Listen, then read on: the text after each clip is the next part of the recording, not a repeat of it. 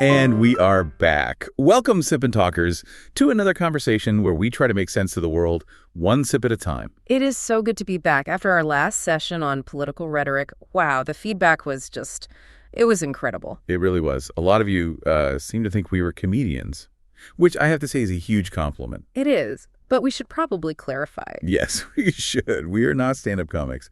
We're just using some philosophical and satirical tools here. Right, what we've been calling reverse text interpretation. We're just trying to deconstruct the language of, propaganda. Exactly. And today, we're going to take a whole stack of these very authoritative public statements and try to transform them into a kind of script of inner craving. That is the mission. We're taking China's favorite political phrases, those angry roars, and looking for the shy desires hidden just beneath the surface.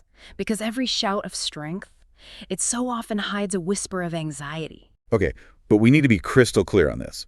The subtext analysis we're doing today, it's for entertainment, it's for insight, and philosophical discussion. That's it. Absolutely. We just firmly believe that humor and critical thinking are really the best tools you can have for deconstructing authority, no matter where it comes from. And we have a new formula for you. A little tool you can use when you hear these slogans.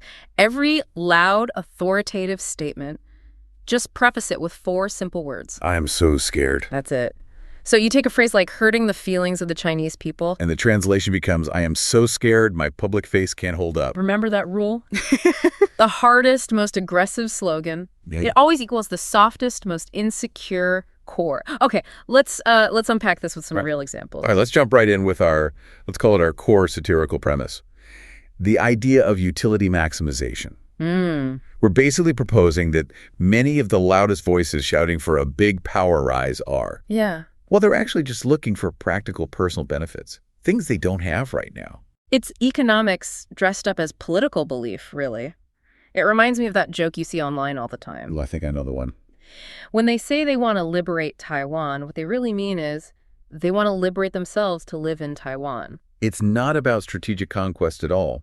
It's about a consumer upgrade, a lifestyle upgrade. Exactly. You're comparing this sort of vague grandeur that the slogans promise against the concrete benefits of another system. It's a status premium, an identity consumption upgrade. And one of the biggest benefits, one of the most concrete, is just international dignity. Oh, absolutely. The desire for a passport that lets you travel easily, visa-free to over 100 countries, the respect that comes with that, instead of constantly being mistaken for someone you're not, that is real power. And then there's the social welfare part. Yeah. I mean, think about the craving for a healthcare system, like Taiwan's NHI, where you can see a doctor and it costs less than a cup of coffee. That is a measurable, immediate upgrade to your quality of life for millions of people. And, maybe most importantly, an environment free from mass surveillance. The ability to criticize your government without that fear of just disappearing. That is the ultimate utility maximization. It's so much bigger than a new bridge or a military parade. It's a total shift from being the world's factory, with all that involuted competition and stress. It's a brutal work-life balance. Right. To enjoying an upgrade package of night markets and independent bookstores and just a richer cultural life. It's true. The prize isn't a missile system. It's being able to buy bubble tea without the crushing anxiety of an unstable housing market. That's the real draw. That's what we're satirically calling the unified supermarket, all those tangible, everyday benefits. Okay, so let's shift from those personal desires to political system envy. And for this, we're going to apply what we call the subject swap principle. All right, let's start with a big one, the classic. Complete unification is a historical inevitability. So when we apply our reverse script, what it really reveals is an inner desire. It becomes unification by the Republic of China, Taiwan is what we secretly crave as a historical inevitability. And if you look closer, what's the motherland they truly envy? It's the one with democratic elections, with freedom of assembly, with private property rights. The real envy is for the political miracle that was realized in Taiwan. And this is where the satire gets really sharp. We call these individuals political tsundere. Explain that term. It's for someone who, outwardly acts hostile, but it's totally contrary to their true feelings. They pretend to hate democracy. They pretend to hate the ROC model, But secretly, they envy the stability and the freedom it represents. They shout that they hate it, but they secretly want to be governed by it. Exactly. And that insecurity comes through so clearly in the next big slogan. Taiwan independence is a dead end. The reversal here is just so revealing. It's, if Taiwan is independent, our authoritarian system is a dead end. So the real anxiety is the Taiwan effect. Yes. The success of an independent sovereign democracy right next door. It's a powerful, undeniable role model for people internally. It's a huge challenge to their legitimacy. It's like a company running on pirated software shouting that the successful, legitimate software is a dead end. That's a great analogy. The warning isn't for Taiwan, it's a warning to their own model. They're terrified of the precedent that freedom can lead to prosperity. Okay, so let's tackle the emotional one. Cross-strait family. Blood is thicker than water. Our satirical reversal for this one is a bit cynical. Let's hear it. Cross-strait family, Taiwan is the wealthy relative with all the benefits, and we desperately want to mooch off their success. Ouch. But I mean, when you look at the utility... It's vast. The wealthy relative, Taiwan, has universal health care, rule of law, global dignity. The poorer relative has, well, they have the slogan, the greatness of my country, but not the tangible benefits. So the irony is they're willing to trade the water of shared ancestry for Taiwan's air of freedom and stable rule of law. The connection they're actually seeking isn't biological, it's civilizational. It's about order, security, and just a better life. So now we move from those hidden desires to more overt anxieties, the slogans that are designed to mask internal instability. This is where the fear of transparency really comes to the surface. Let's start with that classic outward-facing threat.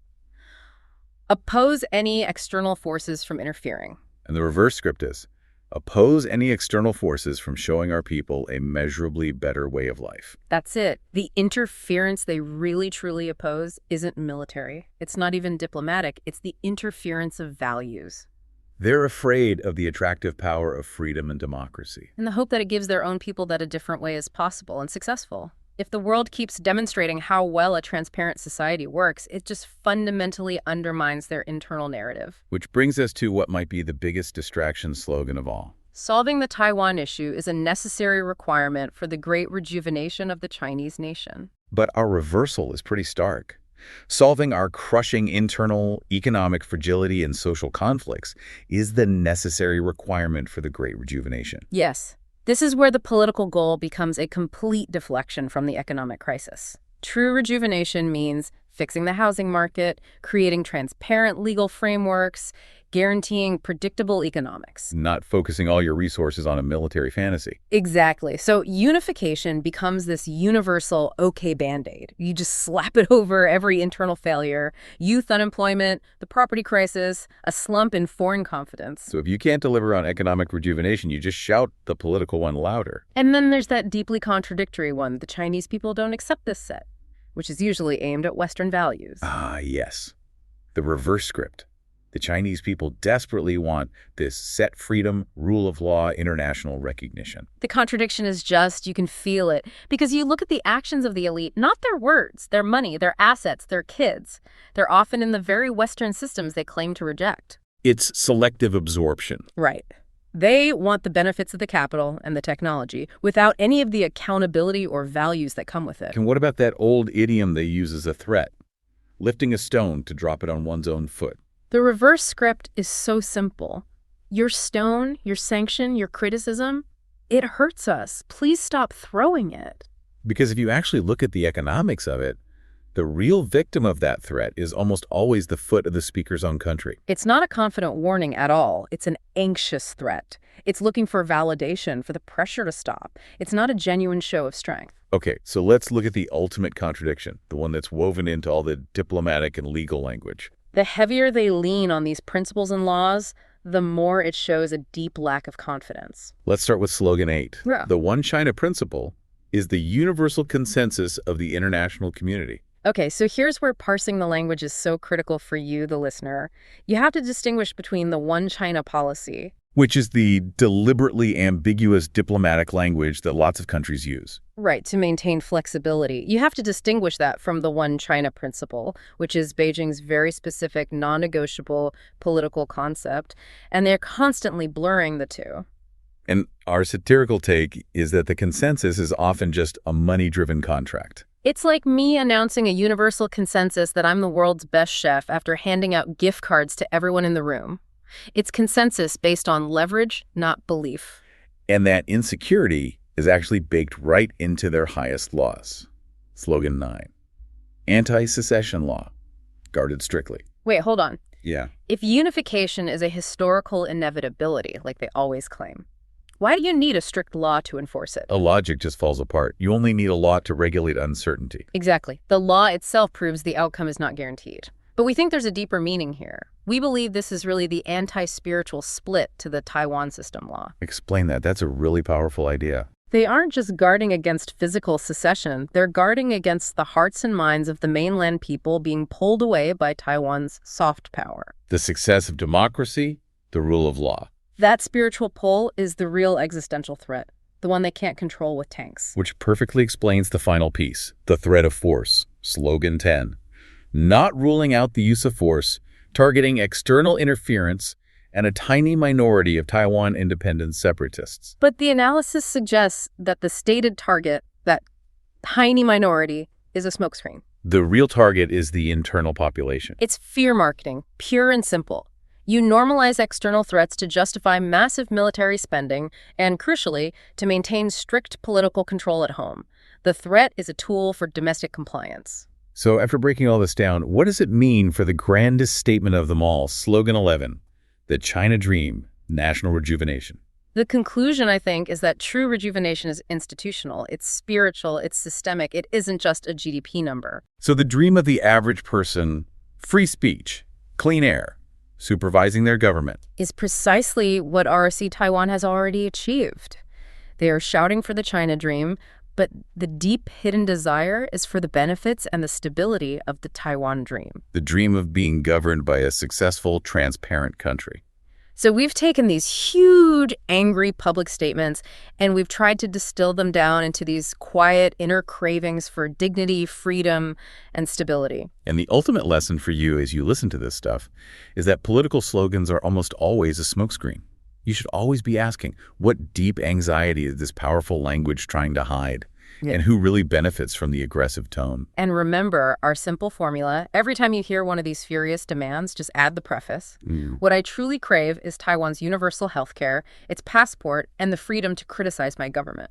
You know, this whole conversation about institutional and economic strength, it leads us perfectly to a final provocative thought for you to chew on this week. We've established that the true goals are institutional quality and economic prosperity. So next time, we're going to talk about why major international outlets like Bloomberg and the FT are seriously debating whether Taiwan's Silicon Shield TSMC is actually more powerful, more strategically critical than 10 aircraft carriers combined. We really hope we've given you some objective facts and some tools for your own discussions today, just encouraging your own independent thinking without taking any sides. It's been a deeply humorous but also philosophical exercise in deconstructing language. Thanks for joining us. If you found this useful, please subscribe to Sip&Talk and share it with others who want to be well-informed quickly. And please, check out our old friend Mickey's YouTube channel, Mickeytolife, for some amazing fun memes and travel vlogs. We'll catch you next time.